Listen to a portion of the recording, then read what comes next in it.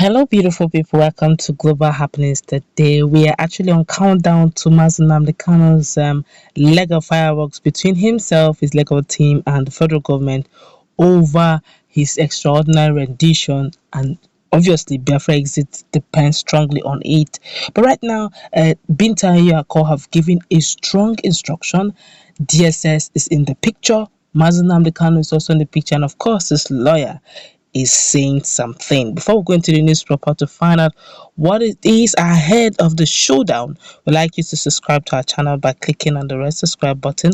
Beside it, you'll see a bell notification icon. Please go ahead, click on it to get notified as soon as you update our channel on YouTube. Well, a federal high court sitting in Abuja has ordered the Department of the State Services, DSS, not to take over the security arrangement of the court on February 16 until 12 p.m. when the trial of the leader of the indigenous people of Biafra, Ipob, that's Nnamdi Kanu, on terrorism charges would kick off. The directive was given to allow other judges to attend to other cases slated for their respective courts. Justice Binta Nyako affirmed that trials of other cases has been aborted and they were made to suffer unnecessary adjournments each time Kanu's trial took place due to heavy security presence and blockades of roads leading to the court. The judge shifted the terrorism case till terrorism. I take that again. The judge shifted the terrorism trial case till 1 p.m. on Wednesday, February 16, to ensure that other cases were accommodated before the commencement of Kanu's trial. Justice Binta told the DSS Director of Legal Services to convey the court's decision to the highest authorities of the service for implementation in the interest of justice to other litigants. A 15-count terrorism charge was slammed on Nnamdi Kanu by the federal government. He pleaded not guilty to the charges and asked the court to discharge and acquit him without standing trial because the charges were incurably defective and not worth being defended. Kanu had last Tuesday filed a preliminary objection challenging the competence of the new charge as well as the jurisdiction of the court to hear the matter. According to the defendant, the first charge preferred against him were baseless, worthless, defective, and could not stand the test of the law, hence should be dismissed. Kanu made the submission through his lead counsel, Mike Ezehkome, Senior Advocate of Nigeria, SAN, shortly after his rearrangement and his not guilty plea. All right, you can see a lot of people are beginning to get ready for the fireworks that will take place in the next couple of hours. I'm talking about 1 p.m. For some of us who have been keeping tab with 9 a.m., 8, 9 a.m., or 7 a.m., as the case may be, sometimes as early as 7 a.m., the journalists and the likes, media persons are already in the courtroom or the court premises waiting for the showdown, while the time has been slated to 1 p.m., 12, so that other issues will take place. But when exactly the trial begins, that means that other court cases, according to Justice Binta Nyako, several times when Nnamdi Kanu case is being heard, there's always this security blockade. In fact, there's always heavy security. Sometimes you wonder, is it that Nnamdi Kanu will run away?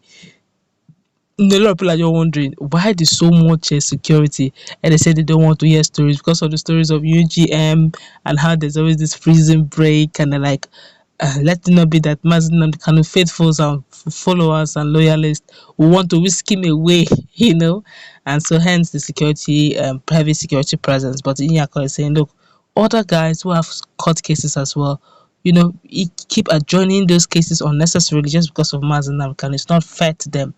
When it comes to the issue of equity and justice, it's not fair at all.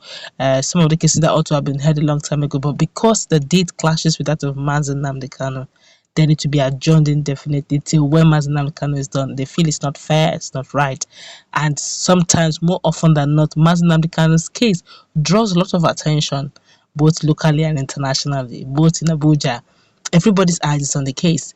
While a senior advocate of Nigeria, that's Michael Zohume, son, had said that the whole charges, trumped up charges against him, it's baseless. It's, right now he's the lead counsel after leader after Ifeanyi Jofo. Ifeanyi Jofo was used to be one, the lead counsel, that sometime before December 25th. After that, they recruited Mike Zohume to take over, and that was when he pleaded that when they said that are you the leader of the indigenous? No, they asked him a question. The federal government lawyer asked him a question. Are you the leader of the proscribed indigenous people of Biafra? He said no. And that has been the statement that the likes of Asari Dokubo have been, dancing around, saying he denied being the leader of IPOB, that he has not even seen prison and is busy denying that they went through that. I think it's a case of misconception here.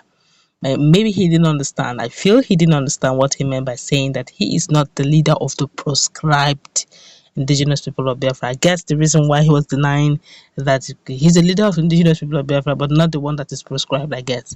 But then Asari Dokuba is seeing it from a different light.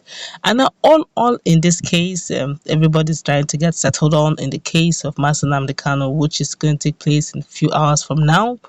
And his legal team are getting ready to trash out. Preliminary charges have been submitted.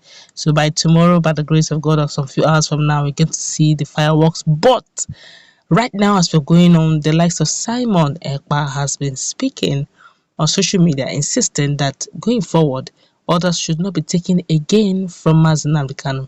Some persons defended him, saying, judging the fact that now he's in custody, he may not be in the right frame of mind to give the right orders that will bring Biafra to actualization. And Simon Ekpa is of the opinion that let orders be coming from someone, not definitely not Mazi Nnamdi Kanu. But the question is, who will be giving the order? Nobody's answering that question. Other people, as I read through some of the comments, some of our comments in our community, some of them made very good sense, saying that in freedom fighting, you don't begin to take orders from anybody who's already in the enemy's camp, quote and unquote. But now the question is, whose order will be followed? Is it going to now be Simon Ekpa? Some persons have been saying that he's a snitch, that he has been dancing around that position, trying to take order and become the leader. So you see that there's a lot of things going on. What if today Mazi Nnamdi Kanu is released? Will he relinquish the power of being the leader if eventually by default people now decide to say, okay, we submit to Simon Ekpa to be giving the orders? Don't forget there's DOS, there's DOE, and I don't think, going by what they're saying, he most often than not counters DOS. In fact, it's quite a dicey one, honestly. But for now, all attention is on Mazi Nnamdi Kanu's case, as his legal team are also getting warmed up for the fireworks that's about to go down in a couple of hours. As we're going to wrap it up, let's meet in our comment section. What's your take? Do have a nice time.